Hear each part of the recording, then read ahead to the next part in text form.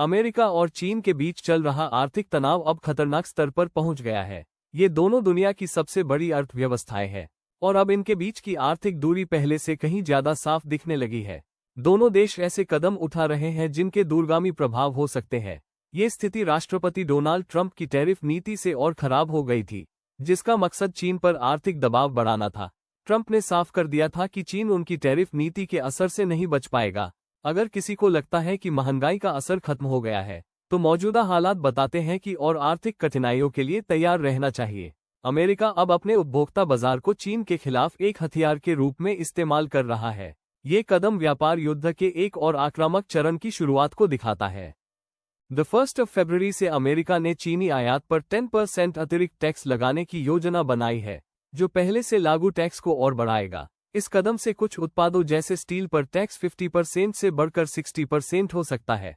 वहीं चीन से आयातित इलेक्ट्रिक गाड़ियों पर 110% तक का भारी भरकम टैक्स लग सकता है। ये फैसले अमेरिका चीन व्यापार युद्ध के बढ़ते तनाव और इसके संभावित विनाशकारी प्रभावों को दिखाते हैं। चीन ने स्पष्ट कर दिया है कि वह इस आर्थिक संघर्ष में पीछे नहीं हटेगा। बीजिंग ने अमेरिकी प्लास्टिक पर 74.99% का टैरिफ लगा दिया है, विशेष रूप से उनको पॉलीमर्स पर जो ईवी और इलेक्ट्रॉनिक्स में उपयोग होते हैं। ये कदम एक रणनीतिक चेतावनी है जो ये दर्शाता है कि चीन उन उद्योगों को निशाना बना रहा है जहां उसने लगभग आत्मनिर्भरता हासिल कर ली है। चीन का उद्देश्य अपने घरेलू उद्योगों को किसी भी बड़े व्यवधान से बचाना है। चीन की रणनीति का मुख्य आधार स्थिरता है, क्योंकि कीमतों में अचानक वृद्धि या नौकरी के नुकसान से उसकी आर्थिक मजबूती पर असर पड़ सकता है। चीन का पेट्रोकेमिकल सेक्टर उसकी आर्थिक ताकत का एक प्रमुख स्तंभ है।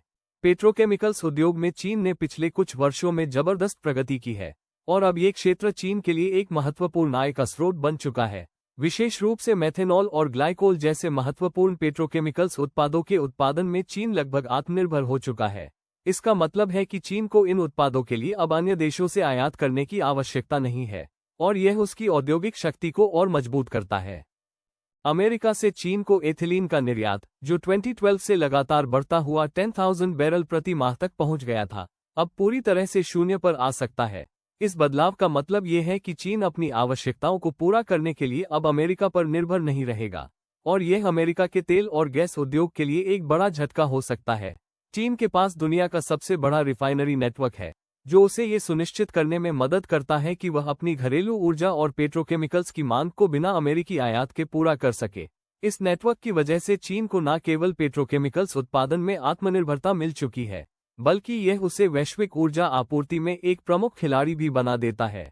ये स्थिति अमेरिकी तेल उद्योग के लिए एक बड़ा खतरा बनती जा रही है।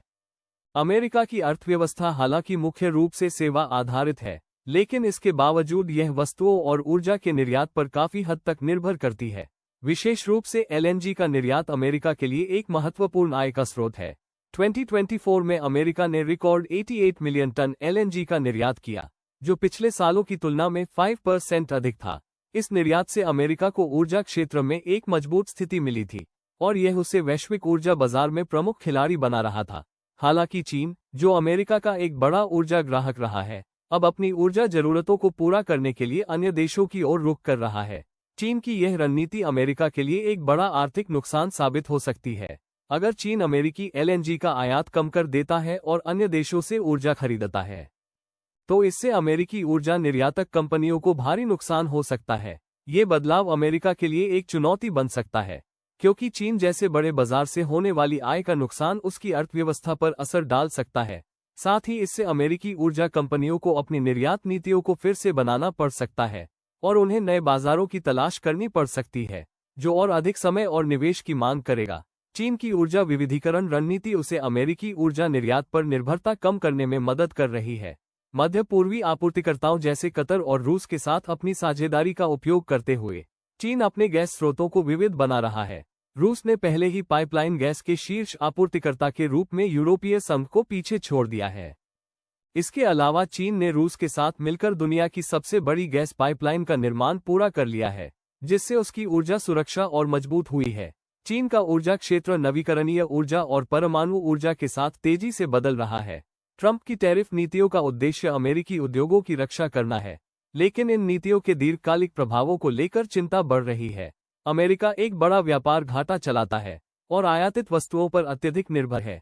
चीनी आयात पर 10% का टैरिफ और मेक्सिको और कनाडा जैसे व्यापार भागीदारों पर दंडात्मक उपायों के साथ अमेरिकी जीडीपी में 0.4% की गिरावट और 340,000 से अधिक नौकरियों का नुकसान हो सकता है यदि टैरिफ 20% तक बढ़ जाते हैं और चीनी वस्तुओं पर 60% तक पहुंच जाते हैं। तो अमेरिकी अर्थव्यवस्था 1.3% तक सिकुड़ सकती है, जिससे 10 लाख से अधिक नौकरियों का नुकसान होगा और देश रिसेशन में चला जाएगा। इसके विपरीत चीन इस आर्थिक तूफान का बेहतर तरीके से सामना करने के लिए तैयार दिखता है। अत्यधिक टैरिफ परिस्थितियों में भी चीन की जीडीपी में केवल 0.1% की गिरावट का अनुमान है और नौकरियों का नुकसान लगभग 58,000 तक सीमित रहेगा। चीन ने अपनी अर्थव्यवस्था को आत्मनिर्भर बनाने की दिशा में कई कदम उठाए हैं।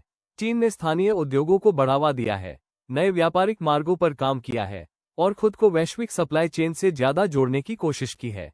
इसके साथ ही वह अपनी तकनीकी और विनिर्माण क्षमता को लगातार बढ़ा रहा है ताकि वह दुनिया के अन्य देशों से कम निर्भर रहे। इसीलिए जबकि अमेरिका पर दबाव बनाने के लिए कई देशों ने अपनी रणनीतियों को बदल लिया है, चीन ने अपनी आर्थिक नीतियों में लचीलापन दिखाया है और यही उसकी सफलता का कारण बन रहा है। यह आर्थिक अलगाव न केवल आर्थिक आंकड़ों को बल्कि भू राजनीतिक संतुलन को भी प्रभावित करेगा।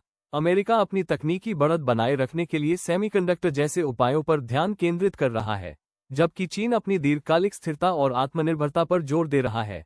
चीन भी अपनी तकनीकी आत्मनिर्भरता के लिए बहुत मेहनत कर रहा है। वह अपने रिसर्च और डेवलपमेंट में बहुत पैसा लगा रहा है ताकि वह अपनी तकनीकी ताकत को बढ़ा सके। आने वाले समय में ये देखना दिलचस्प होगा कि यह संघर्ष किस दिशा में जाएगा और वैश्विक बाजार पर इसके क्या प्रभाव पड़ेंगे। क्या अमेरिका अपनी रणनीतियों से आर्थिक दबाव बनाए रखेगा या चीन अपनी आत्मनिर्भरता के साथ वैश्विक बाजार में अपनी स्थिति मजबूत करेगा? ये सवाल न केवल दोनों देशों के लिए बल्कि पूरी दुनिया के लिए महत्वपूर्ण होगा। अगर आपको ये जानकारी महत्वपूर्ण लगी हो तो लाइक और सब्सक्राइब जरूर करें ताकि आप हमारे आने वाले सभी अपडेट से जुड़े रहें। धन्यवाद।